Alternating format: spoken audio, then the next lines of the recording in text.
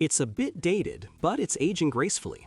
It may not be the pinnacle of a sports car enthusiast's dreams, but considering the model years, power outputs, and prices, it still seems like an attractive car without the excess electronics of its successor.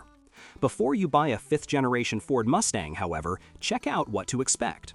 After 3 previous generations, which increasingly differentiated the model from the original, Ford decided to return to the styling of the late 1960s and evoke the look of the first-generation Mustang. This proved to be a bullseye, as by 2005, annual sales had reached over 160,000 in the US alone, the highest figure since 2001.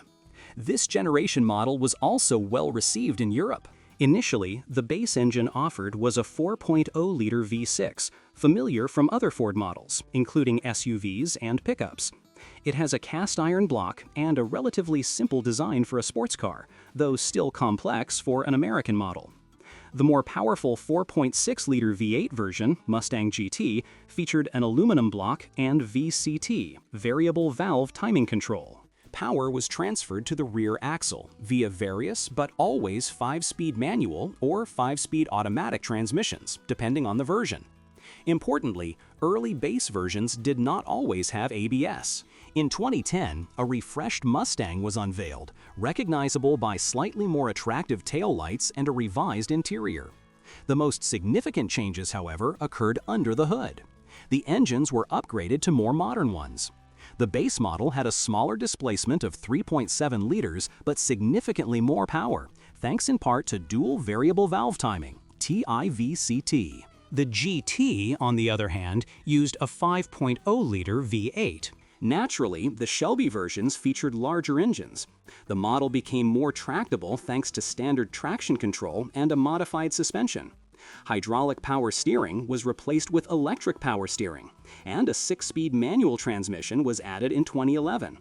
The best handling version, besides the Shelby, was said to be the Laguna Seca version. The Mustang remains a classic American sports car, best driven in a straight line, although this generation has already introduced quite good handling characteristics to the model's history.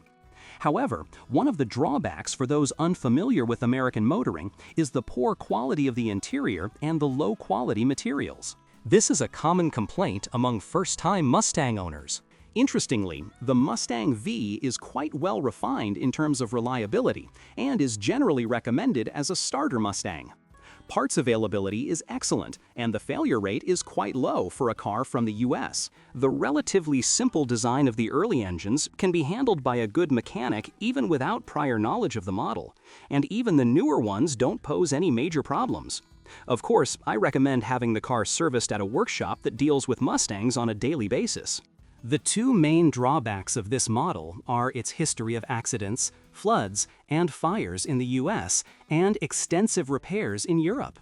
However, it's worth noting that there are garages in Poland that will rebuild this model almost from the ground up, making it a good car. The second drawback is driving style, especially when the transmission is manual and the driver doesn't feel or care for the mechanics.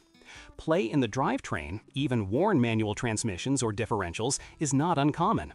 Automatics operate more smoothly and protect the drivetrain. If cared for properly, they can withstand high mileage. As befits an American car, the cooling and fuel systems aren't the best.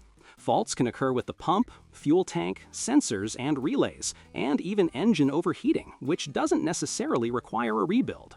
Properly servicing your car practically guarantees it will last for years. Don't be too influenced by mileage, as the way it was serviced is more important than the actual mileage.